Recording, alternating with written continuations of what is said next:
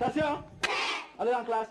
10 years ago, the world's governments pledged in Dakar that every child in the world would have access to education by 2015.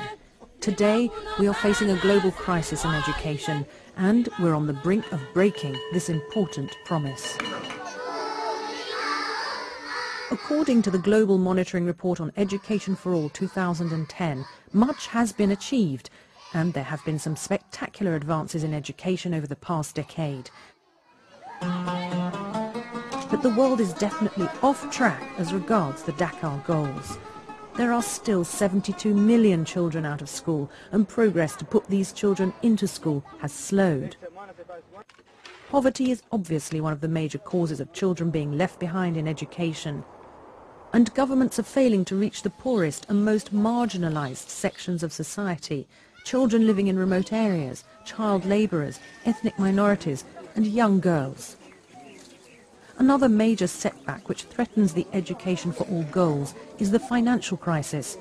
In many of the world's poorest countries, the progress that has been made could stall or even be thrown into reverse. The report considers that the aftershock of the financial crisis is creating a lost generation of children, denying them the opportunity for schooling that could give them a chance for a better future. The report estimates that even if the world's poorest countries increase domestic spending on education, there is an annual financing gap of $16 billion, whereas the report estimates only $4 billion in additional aid has been mobilized by the rich countries in response to the crisis. The international response to the financial crisis has really been inadequate, and it poses a threat to continued progress in education.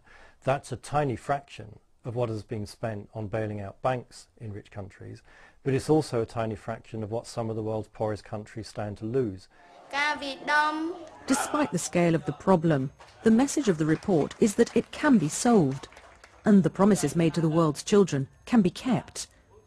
To further governments' efforts to improve education, the report identifies 3 key areas. Governments can make education more affordable, more accessible. They can scrap school fees, build schools near the communities, and provide transport. They can improve the quality of education by investing in teachers and books. They can incorporate education into broader policies to combat poverty and to reach the most marginalized.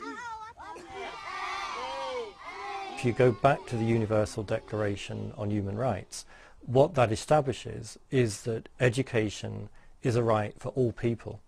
It doesn't say it's a right for all people contingent on the wealth of their parents, the colour of their skin, the language they speak, or where they happen to live.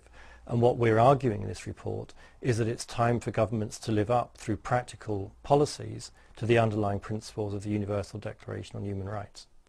We know where we're going, and we know where we want to be. Where we are going is towards a situation where 56 million children who could be in school in 2015 will be out of school. Governments have to prioritise reaching marginalised people. Aid donors have to stick to their pledge of 10 years ago. Then we can be on track and keep the promise. Education for all by 2015.